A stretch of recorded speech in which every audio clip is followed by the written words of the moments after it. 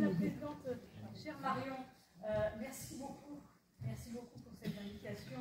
Bon, je recommence pour te remercier, chère Marion, de l'invitation que tu m'as faite à venir ouvrir vos travaux. C'est toujours un privilège d'ouvrir une séance solennelle de l'Académie d'agriculture de France. J'avais eu le plaisir l'année dernière d'être déjà avec vous, avec le directeur de cabinet de Marc Fesneau.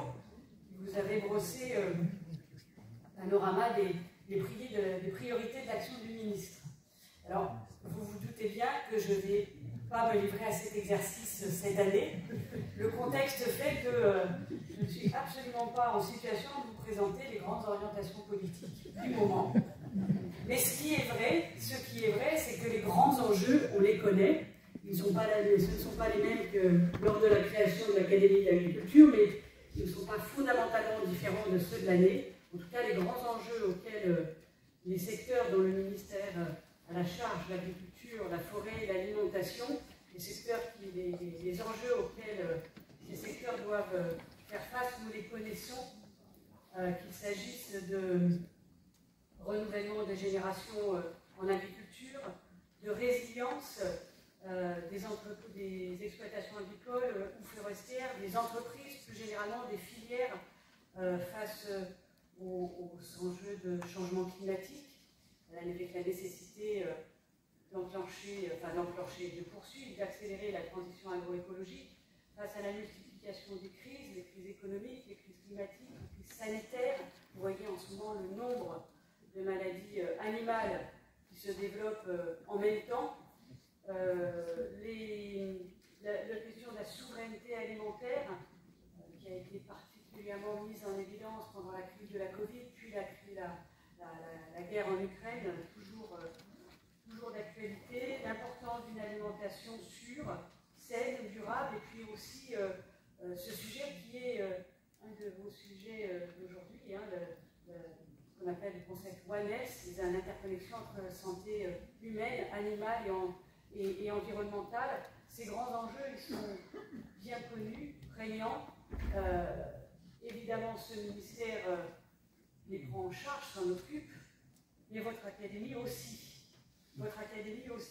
Et si je ne peux pas vous parler des grandes orientations politiques du prochain ou de la prochaine ministre de l'Agriculture, en revanche, cette séance solennelle est une occasion privilégiée pour réaffirmer les liens entre le ministère et votre société et l'intérêt que nous portons à vos travaux.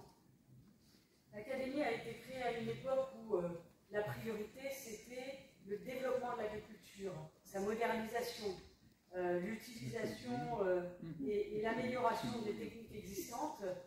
Aujourd'hui, ça n'est plus tout à fait cela les priorités, ça a quand même pas mal évolué. Et vous avez su, l'Académie d'agriculture a su s'adapter pour traiter les enjeux du moment, pour prendre en compte de façon de plus en plus importante les travaux de la science, pour prendre en compte de plus en plus importante la dimension internationale. Et Marion, ton intervention est très orientée sur ces questions-là aujourd'hui. Et puis aussi élargir le champ de vos missions à l'alimentation et à l'environnement, qui sont, chaque jour nous le prouve, des sujets d'actualité brûlante. Donc moi, ce que je trouve particulièrement intéressant, ce sont bien sûr les thématiques de travail que vous avez choisies. Je viens d'en évoquer quelques-unes et votre programme de la journée et de cette séance en est bien l'illustration, avec cette intervention sur les partenariats entre l'Union européenne et l'Afrique, avec le rapport ONS, avec l'avis que vous allez présenter sur les retenues de substitution. Mais c'est aussi beaucoup aussi la façon que vous avez d'aborder ces sujets, la façon dont vous avez travaillé qui est très intéressante, très pertinente, en vous appuyant sur les multiples travaux, les travaux scientifiques, les études techniques qui existent. Quand vous abordez un sujet, vous regardez tout cela. Et c'est extrêmement important de nourrir la réflexion sur des politiques à conduire, sur des sujets en jeu, en s'appuyant sur les travaux scientifiques. Vous avez aussi souci de confronter les avis. Confrontation dont je sais qu'elle est parfois rugueuse. Mais c'est cette confrontation d'avis qui sont sont pas forcément toujours convergents, qui contribuent à la solidité de vos recommandations, parce que la complexité de certains sujets, la complexité des attentes sociétales sur certains thèmes, attentes qui sont parfois contradictoires, interdit des réactions simplistes. Je crois que le sujet de la gestion de l'eau, de les retenues de substitution, en est un bon exemple. Il y a des attentes contradictoires entre certains pans de la société, puis il y a même certains éléments de la société qui veulent la même chose et tout le contraire. Et il ne peut pas y avoir de réponse simple à des sujets complexes. Donc voilà, donc votre souci de confronter les avis, en plus de vous appuyer sur la science, est quelque chose de tout à fait remarquable. Et puis vous avez le souci d'expliquer les enjeux, la volonté d'éclairer les décideurs et plus largement d'éclairer la société. Et ça, c'est un autre élément sur lequel je m'arrêterai, parce que je trouve que éclairer les décideurs, et notamment le ministère, c'est évidemment fondamental. C'est une mission incontournable.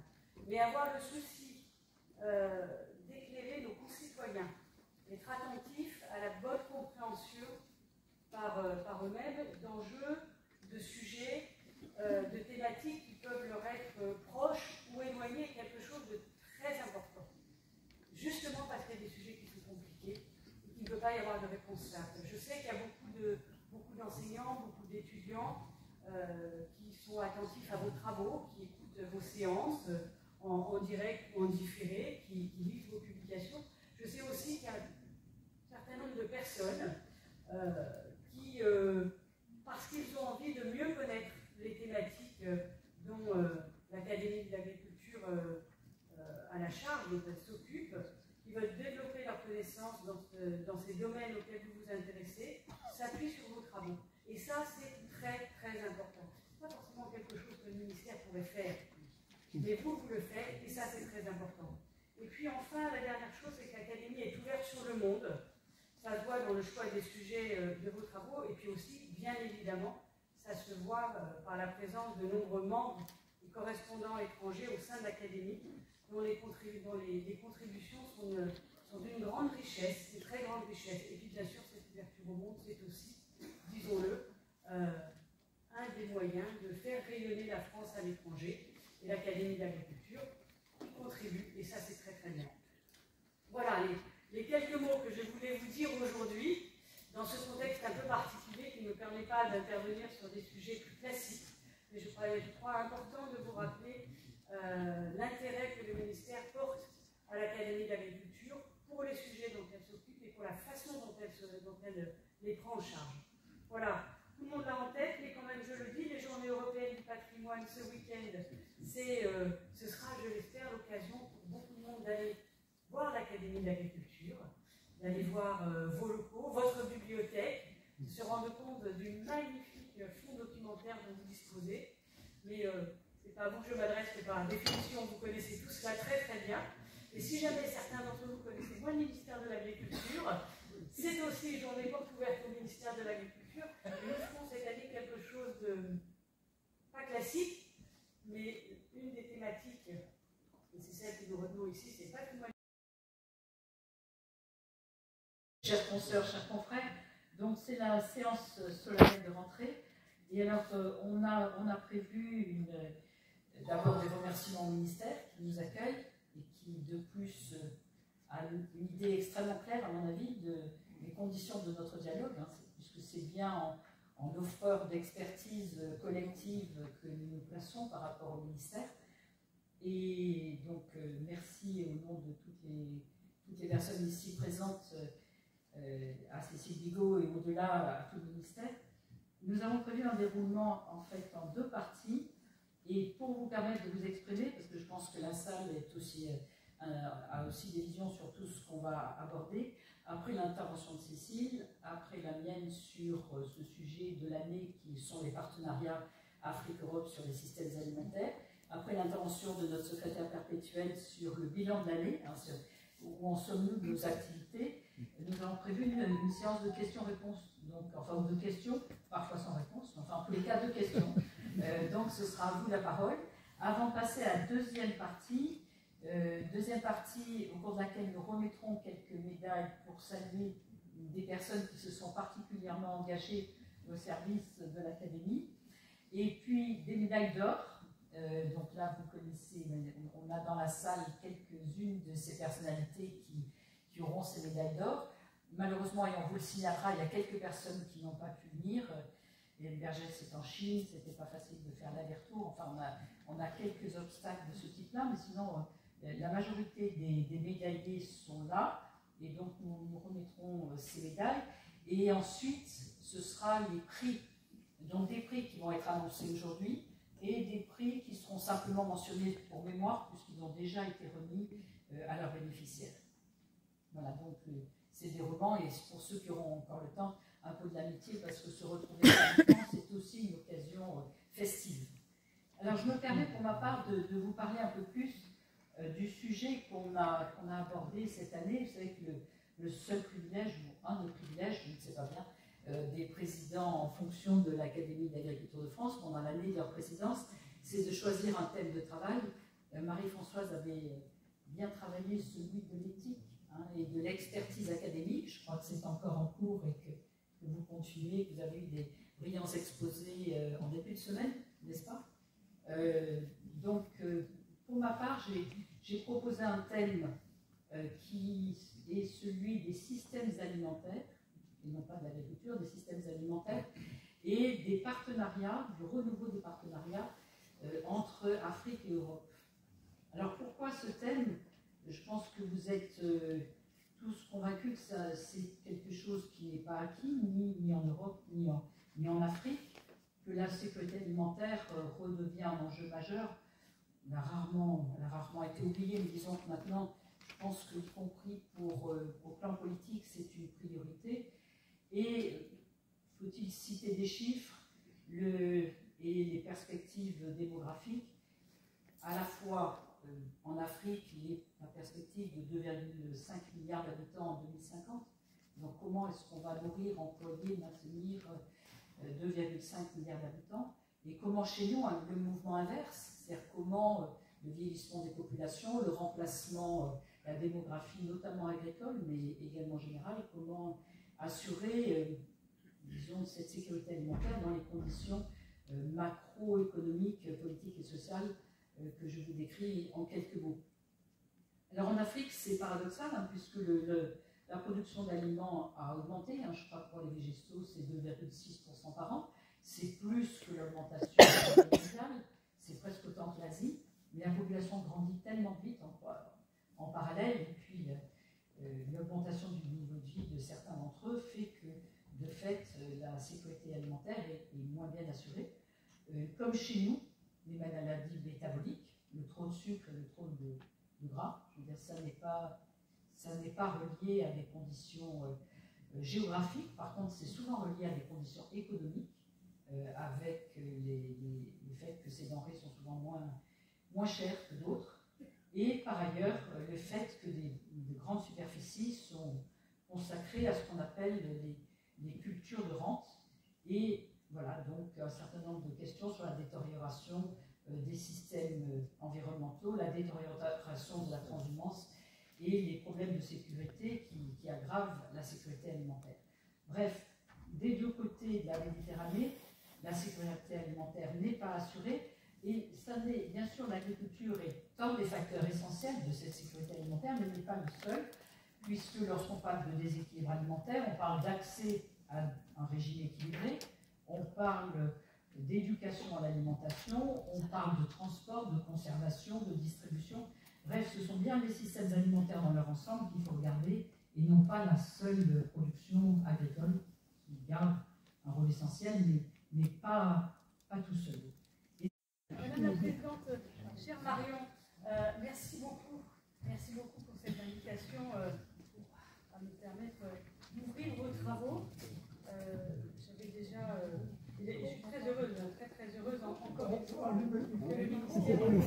Ah, le micro est appuyé, là, je ne peux rien. Il faut faire là-bas, là. Oui. Il faut parler dedans, parce que c'est comme chez nous. Est-ce que ça va comme ça? Oui. Je ne vois plus que ça, mais... J'ai montré ça. Bon, je recommence pour te remercier, chère Marion, de l'invitation que tu m'as faite à venir ouvrir vos travaux. C'est toujours un privilège d'ouvrir une séance solennelle de l'Académie d'agriculture de France. J'avais eu le plaisir l'année dernière d'être déjà avec vous, avec le directeur de cabinet de Marc Fesneau, qui vous avait brossé un panorama des priorités de l'action du ministre. Alors, vous vous doutez bien que je ne vais pas me livrer à cet exercice cette année. Le contexte fait que je ne suis absolument pas en situation de vous présenter les grandes orientations politiques du moment. Mais ce qui est vrai, c'est que les grands enjeux, on les connaît.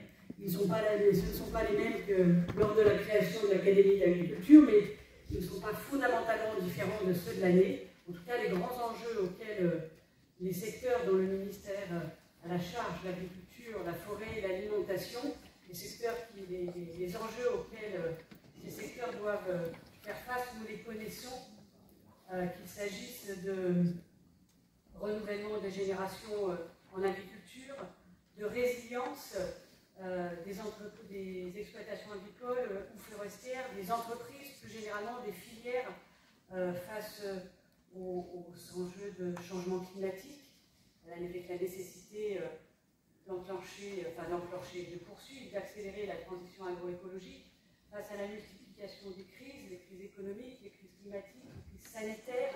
Vous voyez en ce moment le nombre de maladies animales qui se développent en même temps. La question de la souveraineté alimentaire qui a été particulièrement mise en évidence pendant la crise de la Covid, puis la guerre en Ukraine, toujours d'actualité, l'importance d'une alimentation sûre, saine, durable, et puis aussi ce sujet qui est un de vos sujets d'aujourd'hui, ce qu'on appelle le concept One Health, c'est une interconnexion entre santé humaine, animale et environnementale. Ces grands enjeux, ils sont bien connus, prégnants. Évidemment, ce ministère les prend en charge, s'en occupe, mais votre académie aussi. Et si je ne peux pas vous parler des grandes orientations politiques du prochain ou de la prochaine ministre de l'Agriculture, en revanche, cette séance solennelle est une occasion privilégiée pour réaffirmer les liens entre le ministère et votre société et l'intérêt que nous portons à vos travaux.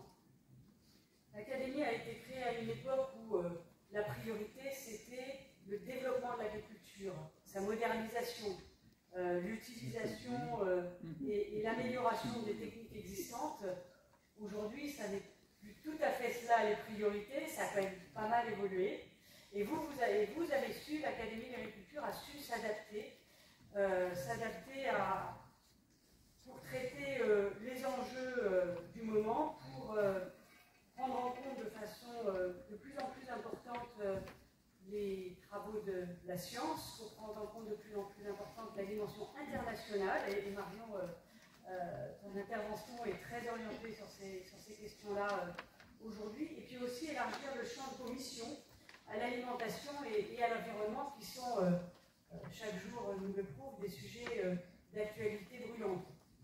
Donc moi, ce que je trouve particulièrement intéressant, ce sont bien sûr les thématiques de travail que vous avez choisies. Je viens d'en évoquer quelques-unes, et votre programme de la journée et de cette séance en est bien l'illustration, avec cette intervention sur les partenariats entre l'Union européenne et l'Afrique, avec le rapport One Health, avec l'avis que vous allez présenter sur les revenus de substitution. Mais c'est aussi beaucoup aussi la façon que vous avez d'aborder ces sujets, la façon que vous avez travaillé, qui est très intéressante, très pertinente, en vous appuyant sur les multiples travaux, les travaux scientifiques, les études techniques qui existent. Quand vous abordez un sujet, vous regardez tout cela, et c'est extrêmement important de nourrir la réflexion sur des politiques à conduire, sur des sujets en jeu, en s'appuyant sur les travaux scientifiques. Vous avez aussi souci de confronter les avis, confrontation dont je sais qu'elle est parfois rugueuse. Mais c'est cette confrontation d'avis qui ne sont pas forcément toujours convergents qui contribue à la solidité de vos recommandations, parce que la complexité de certains sujets, la complexité des attentes sociétales sur certains thèmes, attentes qui sont parfois contradictoires, interdit des réactions simplistes. Je crois que le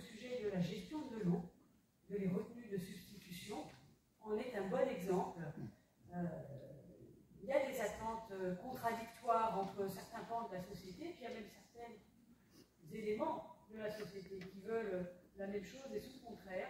Et il ne peut pas y avoir de réponse simple à des sujets complexes. Donc voilà, donc votre souci de confronter les avis, en plus de vous appuyer sur la science, est quelque chose de tout à fait remarquable. Et puis vous avez le souci d'expliquer les enjeux, la volonté d'éclairer les décideurs et plus largement d'éclairer la société. Et ça, c'est un autre élément sur lequel je m'arrêterai, parce que je trouve que éclairer les décideurs, et notamment le ministère, c'est évidemment fondamental. C'est une mission incontournable. Mais avoir le souci d'éclairer nos concitoyens, être attentif à la bonne compréhension par eux-mêmes d'enjeux, de sujets, de thématiques qui peuvent leur être proches ou éloignés, quelque chose de très important. Justement parce qu'il y a des sujets qui sont compliqués et qu'il ne peut pas y avoir de réponse simple. Je sais qu'il y a beaucoup d'enseignants, beaucoup d'étudiants qui sont attentifs à vos travaux, qui écoutent vos séances en direct ou en différé, qui lisent vos publications. Je sais aussi qu'il y a un certain nombre de personnes qui, parce qu'ils ont envie de mieux connaître les thématiques dont l'Académie de l'agriculture a la charge, dont elle s'occupe, qui veulent développer leurs connaissances dans ces domaines auxquels vous vous intéressez, s'appuient sur vos travaux. Et ça, c'est très, très important. Ce n'est pas forcément quelque chose que le ministère pourrait faire, mais vous le faites, et ça, c'est très important. Et puis enfin, la dernière chose, c'est que l'Académie est ouverte sur le monde. Ça se voit dans le choix des sujets de vos travaux, et puis aussi, bien évidemment, ça se voit par la présence de nombreux membres et correspondants étrangers au sein de l'Académie, dont les contributions sont d'une grande richesse, une très grande richesse. Et puis bien sûr, cette ouverture au monde, c'est aussi, disons-le, un des moyens de faire rayonner la France à l'étranger. Et l'Académie d'agriculture y contribue, et ça c'est très très bien. Voilà les quelques mots que je voulais vous dire aujourd'hui, dans ce contexte un peu particulier qui ne me permet pas d'intervenir sur des sujets plus classiques. Mais je crois important de vous rappeler l'intérêt que le ministère porte à l'Académie d'agriculture pour les sujets dont elle s'occupe et pour la façon dont elle les prend en charge. Voilà, tout le monde l'a en tête, mais quand même je le dis, les Journées européennes du patrimoine ce week-end, ce sera, je l'espère, l'occasion pour beaucoup de monde d'aller voir l'Académie d'agriculture, d'aller voir vos locaux, votre bibliothèque, de se rendre compte du magnifique fonds documentaire dont vous disposez. Mais c'est pas à vous que je m'adresse, que par définition, vous connaissez tout cela très très bien. Et si jamais certains d'entre vous connaissez moins le ministère de l'Agriculture, c'est aussi journée porte ouverte au ministère de l'Agriculture. Et nous ferons cette année quelque chose de pas classique, mais une des thématiques, et c'est celle que nous retenons ici, c'est pas tout. On a tout un petit groupe de travail qui anime cette réflexion, et nous avons d'abord réuni en webinaire les membres associés africains et les membres européens pour travailler sur cette problématique. Nous en avons issu un papier qui est désormais diffusé à toutes les sections d'académie, dont nous attendons le retour. On avait dit fin septembre, si c'est début octobre, tout ça, ça doit dépendre des dates de vos réunions, donc il va falloir s'adapter. Donc on attend le retour des sections. Le 10 octobre, on organise avec l'Institut Agro et Agrignum une rencontre des jeunes, parce qu'on s'est dit que ce n'était pas inutile d'équilibrer le regard, certes expérimenté, mais un peu tous de la même classe d'âge, par une consultation des étudiants. Donc il va y avoir une consultation des jeunes qui aura lieu à Montpellier le 10 octobre. Et nous sommes entendus avec l'AFD pour faire le colloque de conclusion le 13 février dans les locaux de l'Agence française de développement pour porter notre message conclusif que je ne sais pas bien sûr encore vous communiquer puisqu'il est encore en construction. Disons que la base de notre conviction, c'est que les conditions nouvelles de cette non-sécurité alimentaire et du fait que désormais, dès le début, on regarde l'ensemble des systèmes alimentaires et non pas seulement la seule production, fait qu'il faut revisiter les modalités de partenariat entre l'Europe et l'Afrique. C'est cette conviction qui nous a amenés à travailler ce sujet. Alors, dans nos constats, bon, bien sûr, les systèmes alimentaires sont à remettre au premier plan des efforts de coopération, en reconnaissant que nous sommes interdépendants. Pourquoi? Interdépendants économiquement, démographiquement, socialement. Je veux dire, les migrations, souvent, ont pour cause les migrations internationales, sachant qu'il y a beaucoup de migrations de voisinage, hein, mais celles qu'on voit chez nous sont les migrations d'un plus faible nombre, mais elles sont souvent dues à des problèmes de systèmes socio-économiques non adaptés. Et la transformation des systèmes alimentaires, elle a pour but de permettre d'avoir de l'emploi. Quand on dit 1 milliard de personnes en plus, énormément de jeunes, comment on emploie tous ces jeunes qui arrivent et qui vont pour la plupart désirer rester chez eux, comment on peut nourrir en quantité et en qualité suffisante les populations. Ce sont bien ces questions que nous souhaiterions pouvoir aider à aborder à travers ces nouveaux partenariats entre l'Europe et l'Afrique. Souvent, ça passe par des coopérations multipartites, mais ça passera certainement aussi par des méthodes un peu différentes pour réfléchir à ces partenariats. De fait, nous sommes dans un contexte, Cécile le disait, qui a quand même largement changé. Il faut en accepter les incertitudes. Cécile parlait beaucoup de complexité, mais j'ajoute le mot incertitude dans le contexte à la fois géopolitique, le contexte climatique, le contexte économique, un peu plus difficile. Il faut accepter donc de travailler différemment, de réfléchir de manière participative et plus ouverte au futur. C'est pour ça qu'une de nos propositions, c'est de conduire un travail de réflexion prospective sur les systèmes alimentaires et le développement rural, en pensant que les deux sujets sont très liés, et de mobiliser des personnes d'Afrique et d'Europe pour respecter cette diversité de pensée, cette écoute et la prise en compte des besoins des parties prenantes. Bref, des méthodes différentes pour arriver au partenariat, des sujets de partenariat qui seront dépendants des objectifs des pays avec lesquels on travaille et une culture de l'impact pour mesurer, une fois que le partenariat aura été mis en place, quels en sont les effets sur le terrain. Et c'est tous ces changements que nous souhaiterions porter à travers notre plaidoyer. Voilà, vous êtes tous appelés à réagir sur le papier qui vous est proposé. Donc, je vais rester là puisque je finis par 3 points de suspension à vous, à vos stylos et à vos discussions collectives. Merci de votre attention.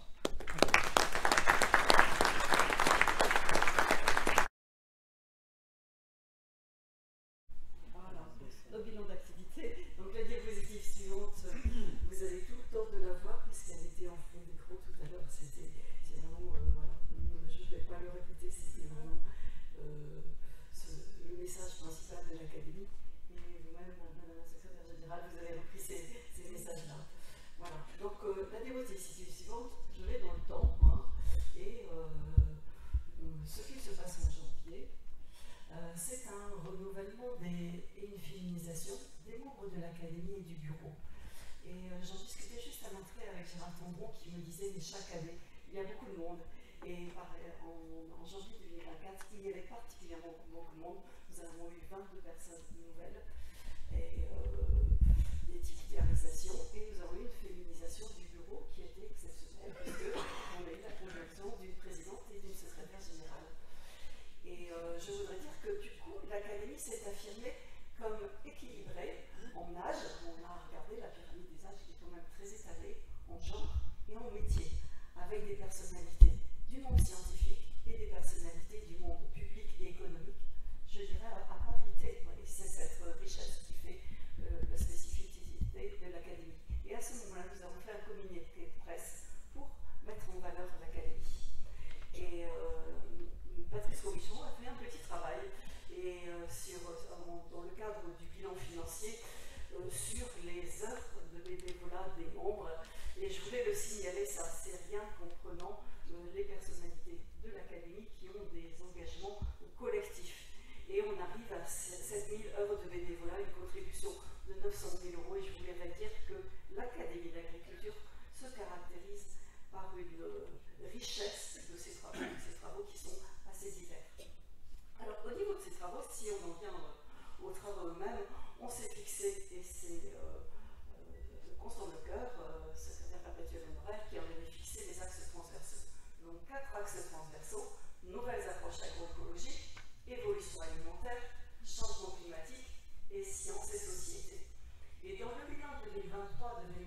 2024, on a construit a posteriori tous les contenus en face de ces 4 items. Dans la programmation 2024-2025, on a demandé un effort supplémentaire à tout le monde, c'était d'avoir des propositions qui s'inscrivent d'emblée dans ce cadre-là, de manière à faire travailler les sections les unes avec les autres. Et puis Marion Guillot vous a fait part du thème choisi pour l'année. Alors, quelques exemples pour concrétiser. Nouvelles approches agroécologiques, nous avons travaillé sur l'agronomie, sur la zootechnie, les complémentarités entre systèmes de culture et élevage, nous avons travaillé sur l'agriculture de conservation, sur les conditions d'agrandissement, c'est une grande question de l'agriculture actuellement, leurs atouts et leurs risques, les conditions de leur acceptabilité économique, sociale et environnementale. Et la question du foncier est apparue aussi au cours de 2 séances. Sur les évolutions alimentaires, nous avons travaillé sur les composés et l'alimentation, le goût sucré, les mycotoxines. Nous avons aussi travaillé sur le comportement alimentaire, les insécurités alimentaires. Sur le changement climatique, nous avons travaillé sur les systèmes assurantiels, une grande question face aux risques. Nous avons travaillé sur les incendies de forêt, les arbres en ville, la construction de bois. Ce sont des grands enjeux qui tournent autour de la forêt des arbres. Et puis sur des facteurs un peu ignorés par la société, l'eau, on le sait, mais aussi le vent, qui a été une séance très intéressante.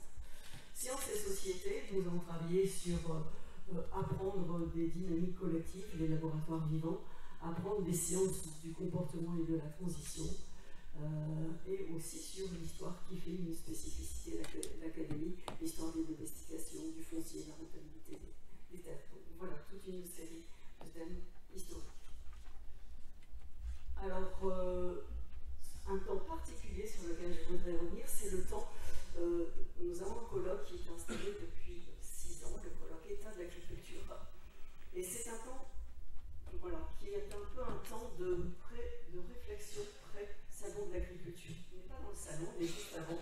Et tous ces colloques se sont focalisés sur la transition de l'agriculture avec des thèmes variés. Et cette année, en février, nous avons eu un thème enjeux d'autonomie des exploitations agricoles, avec le matin des cadrages et l'après-midi des expériences, de nombreuses expériences en table ronde, avec une très très belle interaction avec la salle. Donc nous préparons le colloque de l'année prochaine, et c'est Philippe de Guénin qui a pris le relais de Jean-Louis Bernard. Mais on a eu des messages très forts, l'autonomie pour les agriculteurs, on pense au flux de matière, mais c'est aussi la liberté de définir, de donner du sens au métier, l'autonomie elle est individuelle et collective. C'est vraiment des témoignages qui ont été très intéressants. Et ils ont souligné aussi l'importance de la formation.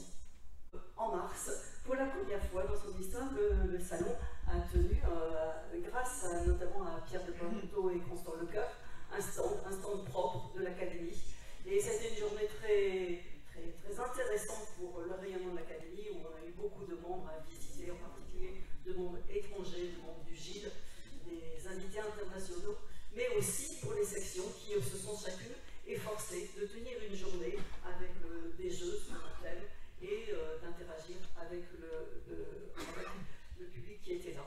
À noter, un colloque avec INRAE sur les sols, enjeux territoriaux de la gestion des sols, INRAE, partenaire privilégié de l'académie. Alors, des actions interacadémiques, et nous y tenons beaucoup, nous en avons pas mal. Nous avons réactivé le comité de liaison avec l'Académie des sciences, notamment en organisant une journée sur les sols, et nous aurons une journée très prochainement sur les racines, et à la fin de l'année, nous aurons une journée sur l'eau, donc en mémoire de notre confrère Milan Marsili. Et nous avons eu aussi des choses avec l'ensemble des académies, des temps interacadémiques sur l'antibiorésistance. L'antibiorésistance, l'affaire de tous, colloque de cette académie, donc vraiment très très large. Une initiative sur OMS, en partenariat avec l'Académie de médecine, et puis un avis sur la leptospirose, sur les risques dans les milieux aquatiques en amont des Jeux olympiques et paralympiques. Voilà. Et puis, il faut noter que dans le groupement interacadémique du GID, eh bien, Jacques Brunet, notre confrère, est vice-président, et ça, c'est vraiment important. C'est aussi en relais avec le dialogue qu'a donné Marion en travaillant sur des controverses autour de l'alimentation.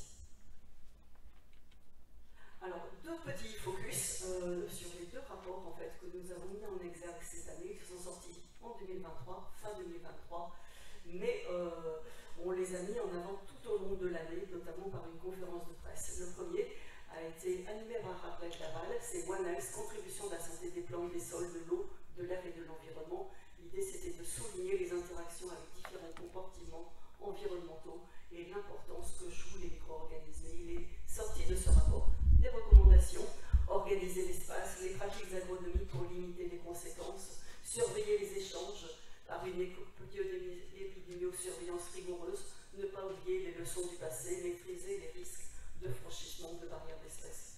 Et ce rapport est très riche parce qu'il montre 4 exemples, la leptospirose, l'influenza aviaire, la mycotoxine, la vache folle, qui sont des exemples très différents et voilà, qui montrent le rayonnement. Et nous avons une séance qui a fait écho à ce rapport.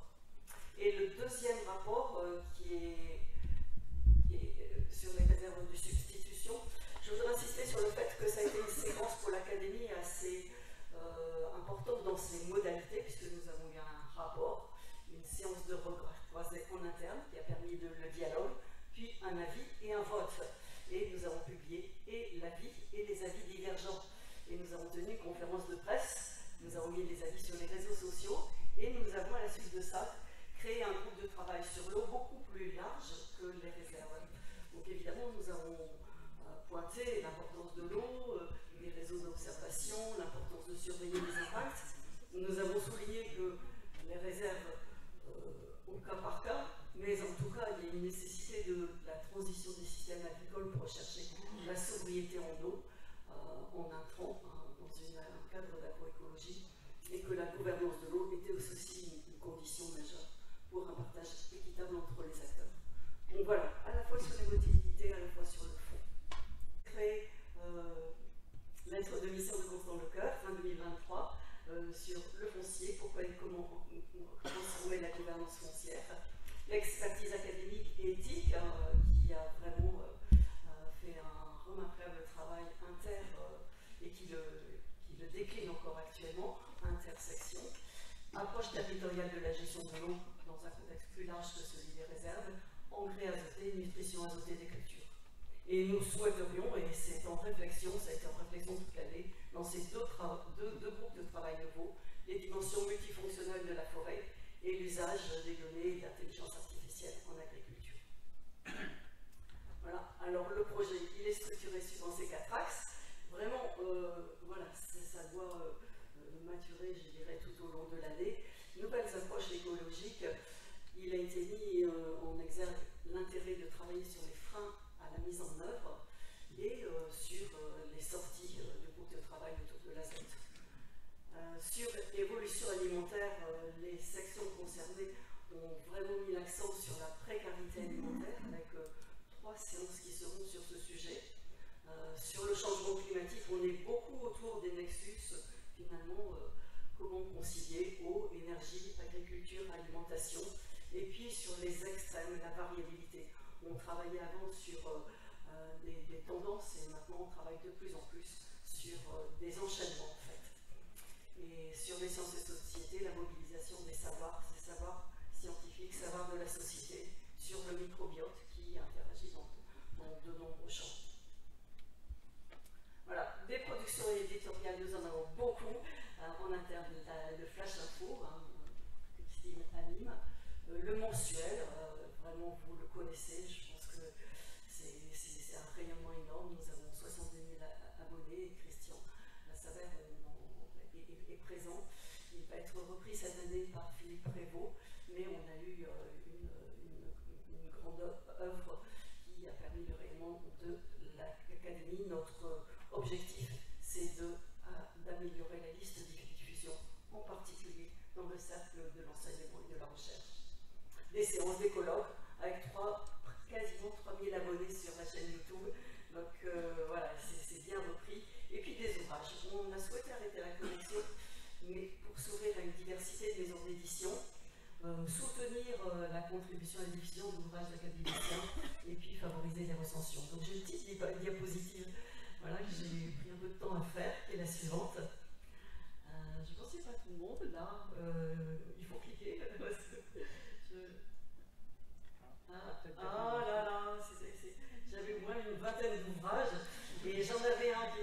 gauche que je voulais mettre en valeur, c'est l'histoire de l'Académie, tome 4, qui est publié cette année par Christian Ferraud. C'est vraiment, l'image est là. Je ne sais pas pourquoi elle n'a pas pu être mise sur Instagram. Le deuxième ouvrage que je voulais montrer, c'est le petit dernier, Agro-fourniture, quelle autonomie française et européenne. Il vient de sortir et c'est un ouvrage collectif de la section 9. Et le dernier que je voulais aussi montrer, que je ne fasse pas. Voilà, c'est bien sûr la présentation de l'ouvrage de Redouté pour faire écho à l'exposition de Redouté qui circule encore beaucoup et toujours. Voilà, donc on peut passer. Voilà, c'était pour montrer le remarquable panorama des productions d'académiciens. Voilà. Alors, en termes de ressources éditoriales, l'encyclopédie. On a 600 fiches d'encyclopédie. Patrick Olivier, Françoise Clément sont très, très engagés avec tout un groupe sur la diffusion, l'analyse stratégique thématique, les notes académiques dont Hervétis a particulièrement travaillé la lisibilité et l'analyse de thèse. On a eu sur 2 ans plus de 200 thèses à Mariella. Ce matin, on a eu une très très belle séance. Donc voilà, derrière c'est des collectifs d'académiciens, faire consolider, rayonner ces productions. Et on a un petit nouveau, en fait, dans toute notre série, et on est particulièrement fiers, c'est Constant Leclerc qui a coordonné ça. On va être dans le dispositif qui était avant ACTA Agrénium, et on aura un dispositif AF, Agrénium ACTA, sur les 13-14, avec des séances en webinaire total, en fait, sur 1 heure à l'heure de midi. Alors nous touchions finalement les très jeunes et les seniors. À ACTA et Agrénium toucher la classe moyenne, et là on fait un partenariat, toucher tous ensemble plus de partenaires encore. Voilà, donc je finis sur ce point-là. Notre souhait, c'est de renforcer la communication et le lien à la presse. On a fait une prestation pour être un peu plus présent sur les réseaux sociaux. On a fait quelques communiqués de presse. On a un recrutement qui est en cours et on a accru le partenariat avec l'ACTA et Agrénium. Voilà. Et notre chantier en termes de communication, cette année, ça va être l'actualisation et la refonte du site internet pour plus encore le destiner au public. Vraiment que le public s'y retrouve, s'y retrouve facilement et trouve tout ce qu'il souhaite avoir. Voilà pour ce bilan. J'espère ne pas répéter trop long. Merci. Donc félicitons le bureau actuel de tout ce qu'il mène et leur dynamisme. Mais c'est surtout pour vous parler des fameux 13-14. Pardon, je suis 14-18, mais je suis en retard d'une guerre. C'est 13-14, parce que c'est vraiment un travail collectif. L'idée, c'est d'avoir une série, 3 séquences sur un thème. Le premier thème, il portera sur les solutions apportées par la nature. On a pensé au départ biomimétisme, mais non, ce sera davantage aujourd'hui des solutions qui s'apparentent à ce qu'on trouve dans la nature. Le deuxième thème, ça ce sera dès le 1er automne. Un deuxième 13-14 qui sera sur l'intelligence artificielle en agriculture. Et on est en train de préparer la campagne 2025. Mais l'idée principale, c'est autour de ces thématiques, d'avoir quelqu'un qui, à partir d'un ouvrage, quelques questions posées, les réponses de la science, et aussi comment on l'applique, comment on trouve les applications. Donc ces séquences qui seront bien sûr complètes sur un thème, et je vous invite vraiment à venir à ces 13-14, parce que l'idée c'est voyage au cœur du vivant. Et j'avais entendu dans l'Académie des sciences qu'on avait cité quelqu'un qui a dessiné la Joconde, mais qui a aussi écrit une phrase: observe la nature, là est la solution. Merci.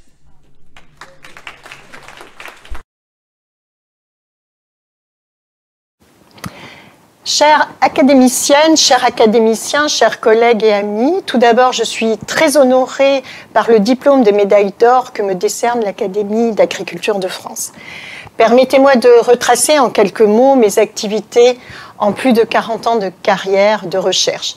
Cette carrière comprend 3 grandes étapes dans l'ensemble, avec des transitions progressives depuis des études en situation modèle sur des molécules bioactives de végétaux à des systèmes plus complexes en ajoutant à la dimension santé de notre alimentation des dimensions sociales, économiques, environnementales pour un développement durable. De plus, mes travaux vont d'une recherche nationale à une recherche internationale en privilégiant l'axe Europe-Méditerranée-Afrique. Mes premiers travaux ont commencé dans les années 80 sur les métabolites secondaires des végétaux et leur rôle dans les qualités sensorielles et nutritionnelles de produits transformés. Puis ensuite, en 2002, j'ai poursuivi mes activités de recherche à la faculté de médecine de Marseille dans le domaine de la nutrition et plus précisément sur la biodisponibilité de micronutriments et de leurs effets sur les risques cardio-métaboliques en conduisant des études dites translationnelles allant d'expérimentation sur des cellules à des essais cliniques chez l'homme. Mais dès les années 2000, je me suis rapprochée d'économistes de Montpellier et d'un réseau de chercheurs et médecins de différents pays, des rives nord et sud de la Méditerranée, ce qui m'a amené à participer, mais aussi à coordonner des projets interdisciplinaires visant à promouvoir une alimentation saine et durable. Enfin, en 2017, pour la dernière partie de ma carrière, j'ai rejoint à Montpellier une unité interdisciplinaire permettant de croiser les approches des sciences de la vie et celles des sciences humaines et sociales afin d'étudier les transitions vers des systèmes alimentaires plus durables.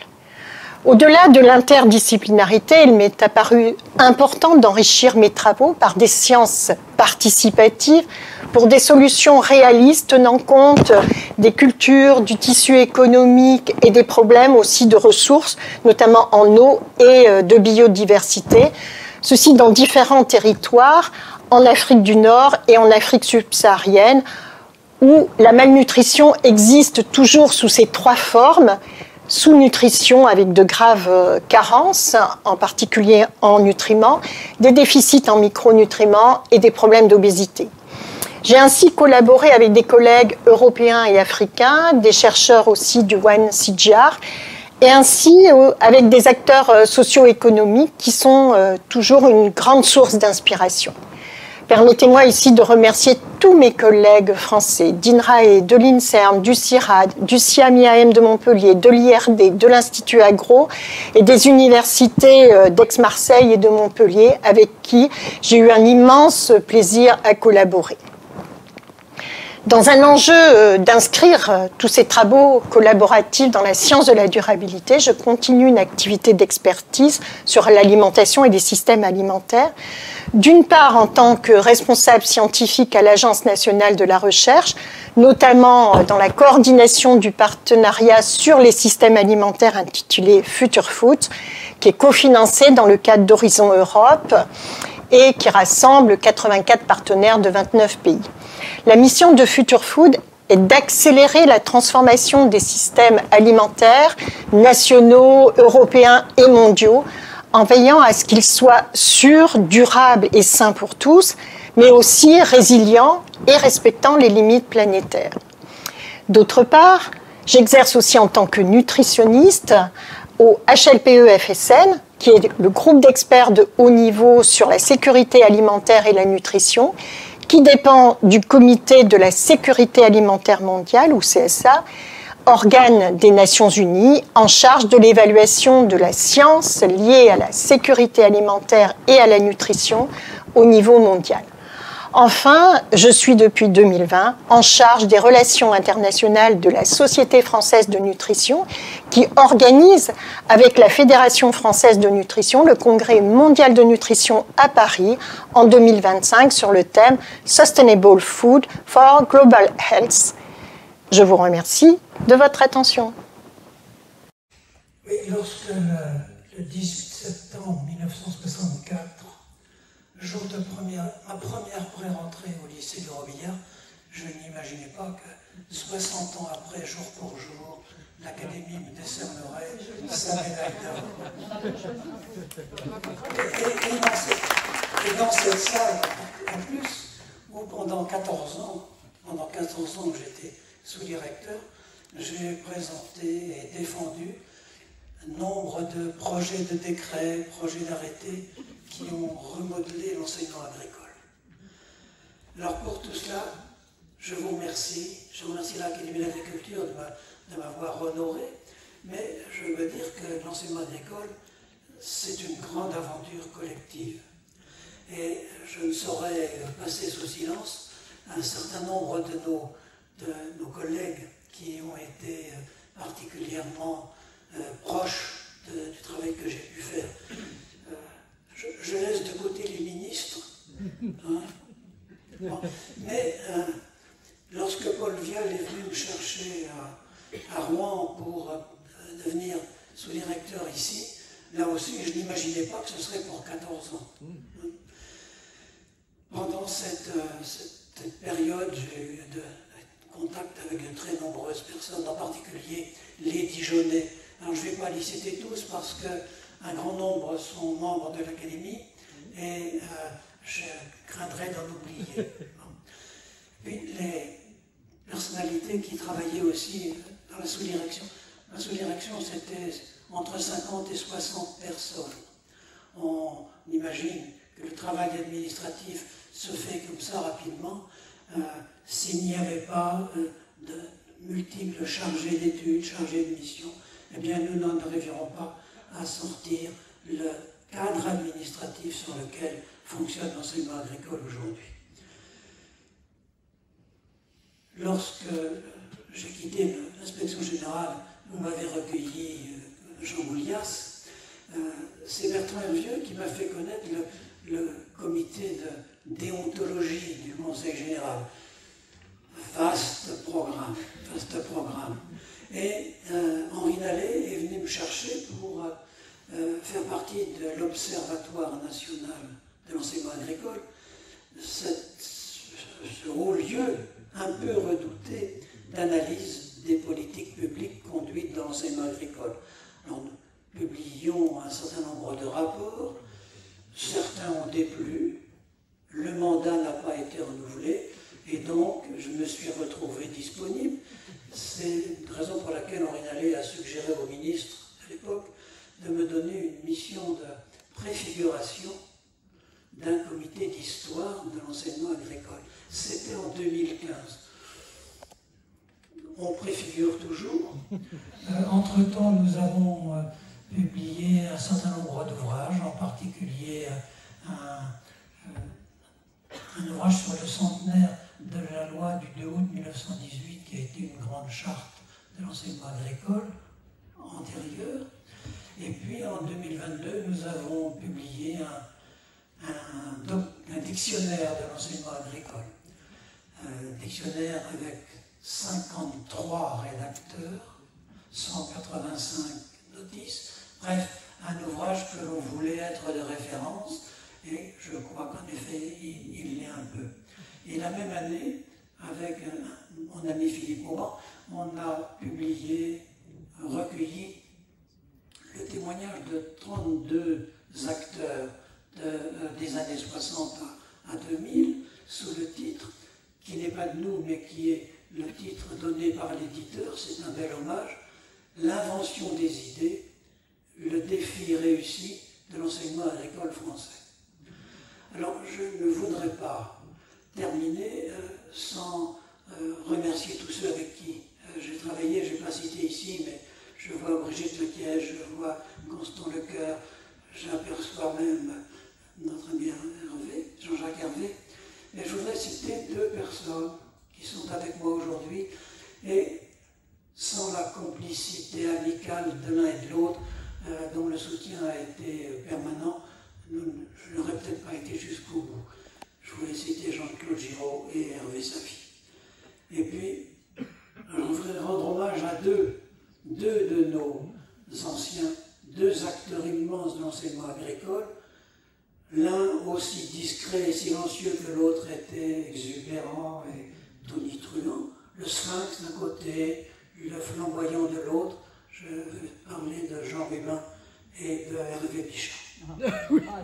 Leur action, les valeurs qui les animaient, encore aujourd'hui. Merci à eux, merci à vous et merci à l'Académie d'agriculture. Ma chère Marion, d'abord le football, elle ne m'écoute pas. Si, elle t'écoute, elle t'écoute. J'étais appelée par la secrétaire perpétuelle. Le football, c'est comme le royaume des cieux. Il y a beaucoup d'appelés et peu d'élus. J'ai pas de vidéo, faut pas m'en vouloir, c'est l'âge, tout simplement. Je ne suis pas sorti de l'époque où les téléphones étaient faits pour téléphoner, et donc je préfère l'adresser à vous directement. J'ai essayé de savoir et de comprendre pour quelles raisons vous m'aviez décerné cette médaille. Alors, je crois que la première raison, c'est effectivement, comme tu l'as dit, peut-être la modestie de mes origines. Il se trouve en effet que mes parents ont travaillé dans une petite ferme pendant 56 ans. 56, c'est pas 42, ni 43, ni 44. Hein. Et effectivement, sans eau courante, sans chauffage, sans protection sociale, sans week-end, sans vacances, et tout ça sans se plaindre. Je veux leur rendre hommage. Je pense aussi à celles et à ceux de mon entourage qui ne sont plus là. Et je crois que c'est la première raison, et donc la modestie des origines. Alors, la deuxième raison, c'est sans doute le fait que, paraît-il, on m'a dit ça, nous ne sommes que 2 en France, qui, étant fils d'agriculteurs et énarques, avons passé toute notre carrière dans le monde agricole. Alors c'est mon cas. J'ai passé 20 ans dans l'administration et 20 ans dans le secteur privé, près moitié-moitié. Sur les 20 ans d'administration, j'ai passé 10 ans dans cette maison. J'y ai pourtant été extrêmement mal accueilli, mais ça serait trop long à raconter. C'était l'époque où les ingénieurs du ministère ne voulaient pas d'énarques au ministère de l'Agriculture. Ça a été une longue bataille, j'ai fini par y rester à peu près 10 ans, dont 7 en effet au cabinet de 4 ministres, j'ai toujours dit 4 moi, de 4 ministres successifs. D'ailleurs, j'avoue que ça m'a fait quelque chose de voir l'hôtel du ministre là à côté. Il se trouve que j'ai occupé à peu près tous les bureaux de cet hôtel, les bureaux du rez-de-chaussée, bien entendu. Alors ça, c'est la première chose. La deuxième chose, en effet, c'est qu'en 1978, il y a eu en Bretagne une crise porcine très violente. Les sous-préfets et les préfets tremblaient. Et dans un cas de ce genre, comme tu l'as dit, le gouvernement, quand il ne sait pas trop quoi faire, il nomme un monsieur. Alors moi, j'ai été nommé en conseil, je ne suis pas parti d'ailleurs, le même jour qu'un monsieur prostitution. Et un monsieur moto qui était Yves Mourouzi. Alors, certains d'entre vous se souviennent peut-être. Ça a été une expérience intéressante, et notamment lorsqu'une présentatrice de télévision qui était Pierrette Bresse m'a demandé de visiter une porcherie.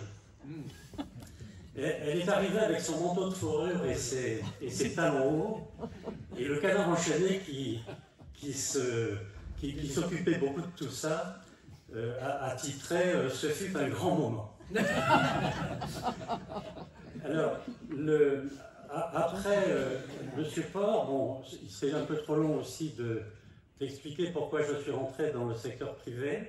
Je me suis retrouvé à Arras, chef-lieu du Pas-de-Calais, comme délégué général d'un groupe coopératif et mutualiste quand même, mais également agroalimentaire, où j'ai passé quelques très bonnes années, jusqu'au moment où je me suis rendu compte, je ne suis pas très rapide, hein, jusqu'au moment où je me suis rendu compte que le président de cette société, qui avait complètement pété les plombs, comme on dit, passait la majeure partie de son temps à jeter l'argent par les fenêtres. Ça n'a pas duré longtemps. Courage, fuyon. Je suis parti en courant, ça a très mal fini, mais enfin, c'est la vie. Après cette expérience, je suis devenu effectivement, suite au décès tout à fait prématuré et inattendu de quelqu'un que certains d'entre vous ont peut-être connu, Jean-Claude Dubost, suite au décès de Jean-Claude, je me suis retrouvé inopinément, si je puis dire, à la tête effectivement de la Banque des céréaliers, alors que mes compétences financières et encore plus bancaires étaient, disons, relatives. J'y ai quand même passé effectivement une dizaine d'années, mais ça s'est terminé dans la douleur, comme tu l'as dit, puisque j'ai fait partie des 7 dirigeants agricoles qui ont été mis en examen d'abord et jugés ensuite dans le cadre de l'affaire dite Unigrain FNSEA. Nous avons été acquittés, effectivement, j'allais dire Dieu merci, mais enfin 6 ans, pas 4 ans, 6 ans d'instruction judiciaire avec un juge d'instruction qui voulait clairement de notre peau, qui me l'avait dit d'ailleurs, c'est quand même un peu long, et puis 33 heures de garde à vue, avec une nuit au poste sur une banquette, avec des néons allumés toute la nuit, c'est quand même, je le reconnais, un peu assez pénible. Bon. Alors ça c'est la deuxième raison qui explique peut-être cette médaille. La troisième, effectivement, c'est le fait qu'en plus de mon activité principale, j'ai toujours eu des activités que les militaires appelleraient peut-être collatérales, nombreuses. Alors il se trouve effectivement que j'ai beaucoup publié d'ouvrages, une dizaine pendant ma vie professionnelle. D'abord sur l'agriculture française, un que sais-je en particulier qui a été réédité 6 fois. Ensuite sur la politique agricole commune, chez Economica d'une part, au PUF, au Presse universitaire de France d'autre part. Ensuite sur l'agriculture et l'alimentation mondiale. Et puis, à la suite de ces travaux, j'ai un peu élargi mes horizons. Et effectivement, mes derniers livres que tu as cités concernent des domaines, je dirais, plus larges que l'agriculture. Le dernier d'entre eux qui est paru, en fait, la semaine dernière, s'appelant effectivement Chine, États-Unis, le match. J'ai également beaucoup publié d'articles, non seulement dans la presse agricole, mais aussi dans les grands quotidiens nationaux. Il se trouve d'ailleurs qu'aujourd'hui encore, il m'arrive de signer des points de vue dans le journal Les Échos. J'ai fait également, alors je n'ose pas vous dire combien, de conférences et de journées de formation, et cela jusqu'à l'âge de 75 ans. Ces formations, bon, j'ai été professeur à Sciences Po par ailleurs, et même en pré-pénal pendant quelques années. J'ai également été professeur à l'École supérieure d'agriculture d'Angers, et administrateur de cette belle école, en compagnie de votre vice-présidente, je crois, Chantal Chomel. Je ne sais pas si elle est là. Elle est absente aujourd'hui, mais... Vice-secrétaire. Très bien, excusez-moi. Il n'y a pas de mal, il n'y a pas de mal. Et je suis toujours professeur de géopolitique à l'Université du temps libre de Saint-Malo, puisque j'habite Dinard. Je devrais être en train de me baigner, d'ailleurs, à l'heure actuelle. Et à l'Université du temps libre de Dinan. Alors ça, c'est une autre activité. Je me suis intéressé aussi, pour le meilleur et pour le pire, à ce qu'on appelle la vie de la cité, c'est-à-dire à la politique. J'étais conseiller municipal de ma commune, à la suite de mon frère et de mon père, beaucoup moins bien élu qu'eux d'ailleurs. Et puis, un beau jour, j'ai décidé de me présenter à une élection législative dans mon Finistère natal. Ce fut là aussi une aventure, parce que dans cette circonscription où je me présentais, se présentait par ailleurs le gendre du ministre de l'Intérieur. Alors, ça n'est pas une très bonne idée. Le ministre de l'Intérieur m'a appelé un soir, et d'autant plus que j'avais été à son cabinet, et m'a indiqué, mon petit gars, si vous maintenez votre candidature, vous finirez votre carrière en comptant des litres de lait dans une cave. J'ai maintenu ma candidature, mais ça m'a valu effectivement 6 mois de placard. 6 mois de placard, au début, c'est agréable, et plus le temps passe, ça devient un petit peu difficile. Il faut finir ? Oui. Alors, je pourrais encore vous raconter des tas d'histoires, mais je termine en remerciant l'Académie d'agriculture de m'avoir distingué. Je remercie aussi à l'intérieur de l'Académie ceux qui ont pensé à moi. Et mesdames, messieurs, je vous remercie de votre attention.